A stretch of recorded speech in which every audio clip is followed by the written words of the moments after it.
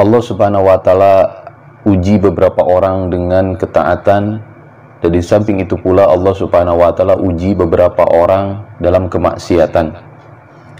Bersyukurlah orang-orang yang telah diuji dalam ketaatan, karena Allah Subhanahu wa Ta'ala mudahkan langkahnya menuju masjid, menunaikan sholat diikuti oleh sunnahnya Rasulullah SAW adalah secara berjamaah. Dan Nabi SAW memberikan jaminan bagi orang yang melaksanakan sholat subuh. Dikatakan di dalam satu hadis, man sholat bardain dakhalal jannah. Barang siapa yang melaksanakan di dua waktu sholat pada waktu dingin, yang dikatakan oleh ulama dua waktu dingin ini adalah subuh dan asar, maka jaminannya adalah surga dari Allah Subhanahu wa Ta'ala. Maka ini merupakan kenikmatan yang tinggi dari Allah Subhanahu wa Ta'ala terhadap diri kita yang lemah, tidak memiliki kekuatan apa-apa, tapi Allah Subhanahu wa Ta'ala berikan kekuatan terhadap lutut kita sehingga sendi-sendi ini lunak melangkahkan kaki ke masjid. Begitu banyak orang hari ini mereka mengeluarkan air mata, terbujur kaku di rumah sakit ketika setelah diberikan sakit dan nggak bisa lagi melangkahkan kakinya menuju masjid. Mereka menangis kepada Allah, ya Allah, seandainya dulu waktu saya kuat, saya gunakan kaki ini untuk melangkahkan kaki ke masjid. Maka hadirin yang muliakan Allah Subhanahu wa Ta'ala, ini adalah nikmat yang begitu besar dari Allah Subhanahu wa Ta'ala, yang mana setiap suasana dan keadaan ini Allah Subhanahu wa Ta'ala bagi setiap manusia. Ada yang diuji dengan ketaatan, ada juga yang diuji dengan kemaksiatan. Orang-orang yang diuji oleh Allah Subhanahu wa Ta'ala dalam kemaksiatan hari ini, mereka bahkan tidak diizinkan untuk mengingat Allah Subhanahu wa Ta'ala, bahkan mereka tidak diizinkan untuk mengucapkan Allah Subhanahu wa Ta'ala. Karena apa? Untuk mentasdid huruf alif terhadap lam saja dan mengatakan Allah, itu pun butuh hidayah dan pertolongan dari Allah Subhanahu wa Ta'ala.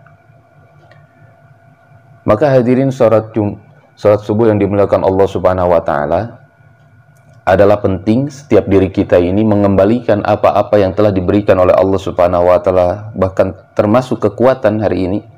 Ini pun adalah pertolongan Allah Subhanahu wa Ta'ala. Hadirin yang muliakan Allah Subhanahu wa Ta'ala, di dalam satu riwayat Nabi SAW pernah berjalan dengan para sahabat dalam kegelapan malam melalui satu padang pasir yang luas. Tetapi malam itu terlihat bulan purnama begitu sempurna, begitu bulat tanpa ada yang menghalangi. Tidak ada sedikit pun awan yang menghalangi, sehingga bulan purnama terlihat begitu terang benderang.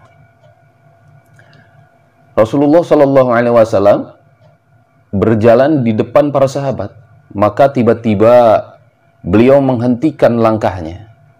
Ketika beliau menghentikan langkahnya, hadirin yang mulia, tiba-tiba Rasulullah SAW menengadahkan wajahnya ke langit dan melihat bulan purnama. Sehingga Rasulullah SAW ini tersenyum, hadirin yang mulia, dan terlihat gigi gerahamnya. Maka hadirin sholat Jumat, maka hadirin sholat subuh yang dimuliakan Allah Subhanahu wa Ta'ala, maka hari itu ini pandangan membuat seluruh para sahabat yang mengikuti Rasulullah SAW ini keheranan, karena waktu itu tidak pernah sekalipun mereka melihat Rasulullah melihat bulan kemudian tersenyum seperti itu. Maka para sahabat bertanya, ya Rasulullah, apa yang engkau lihat dari bulan purnama yang menurut kami biasa saja, tetapi engkau melihatnya begitu bahagia sehingga engkau tersenyum dan gigi gerahamu terlihat? Maka Nabi SAW sabdakan kepada para sahabat, innakum satarawna rabbakum kama tarawna hadzal qamar. Sesungguhnya mata kalian akan melihat wajah Rabb kalian sebagaimana hari ini kalian melihat bulan. Maka para sahabat menangis, hadirin yang mulia, mendengar ucapan Rasulullah, ya Rasulullah, siapa orang yang mulia yang diizinkan wajah dan matanya melihat wajah Allah Subhanahu wa Ta'ala? Maka Nabi SAW dengan perkataan berat mengatakan kepada para sahabat, adalah jika kalian mampu tidak meninggalkan 2 rakaat sebelum matahari terbit.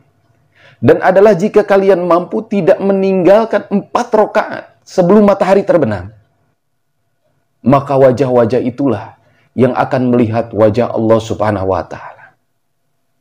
Artinya apa hadirin yang mulia?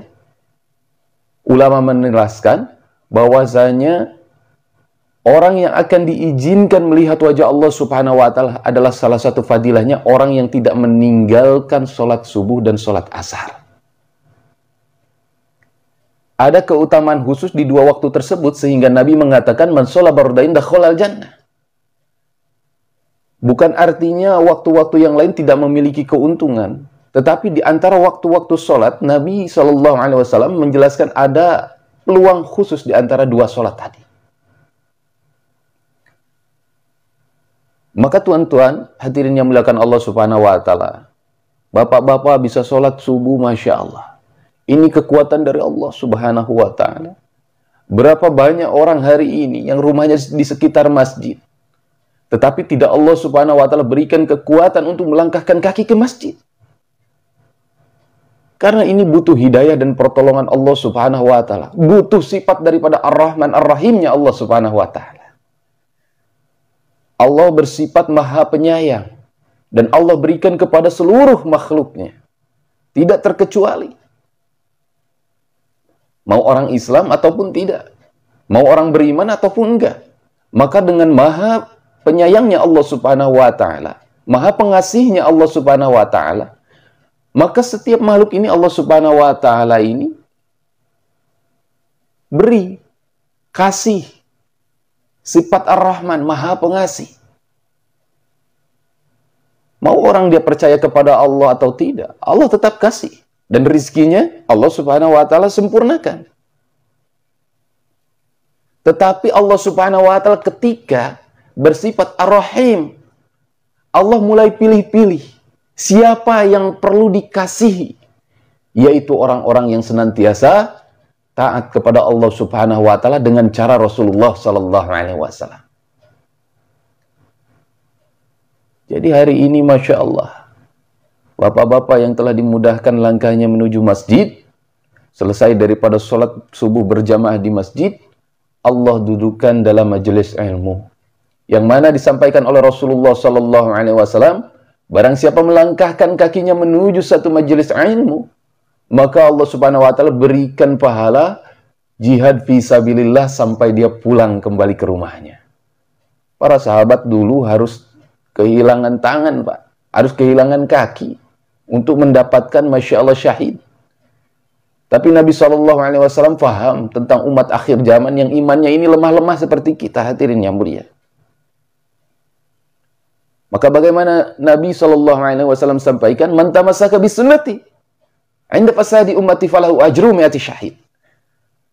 Barang siapa yang berpegang teguh kepada sunnahku dikala rusaknya umatku hari ini, Pak, maka baginya pahala mati syahid. Ada riwayat mengatakan 100 pahala mati syahid. Ini saking besarnya keuntungan bagi setiap orang yang berpegang teguh kepada agama di zaman seperti ini. Para ulama, Masya Allah, diadu domba, hadirin yang mulia, difitnah, agama mulai dikucilkan. Ini semua hadirin yang muliakan Allah Subhanahu wa Ta'ala. Seandainya Rasulullah SAW masih sibuk, mungkin hari-hari Rasulullah SAW melihat keadaan umatnya hari ini yang seperti ini, akan begitu sangat jauh bersedih tentang keadaan kita hari ini, hadirin yang mulia. Maka bapak-bapak yang dimuliakan Allah Subhanahu wa Ta'ala, tidak ada perkara yang lebih penting hari ini selain daripada perkara agama. Nggak ada lagi. Memang mau cari kebahagiaan di mana? Allah Subhanahu wa Ta'ala telah jelaskan, wa may yuti'illaha wa rasulahu faqad faza fawzan 'azima. Barang siapa taat kepada Allah dan taat dengan caranya Rasulullah sallallahu alaihi wasallam, maka kebahagiaan yang azimah. Allah tidak katakan akbar tapi azimah. Maka ini penting.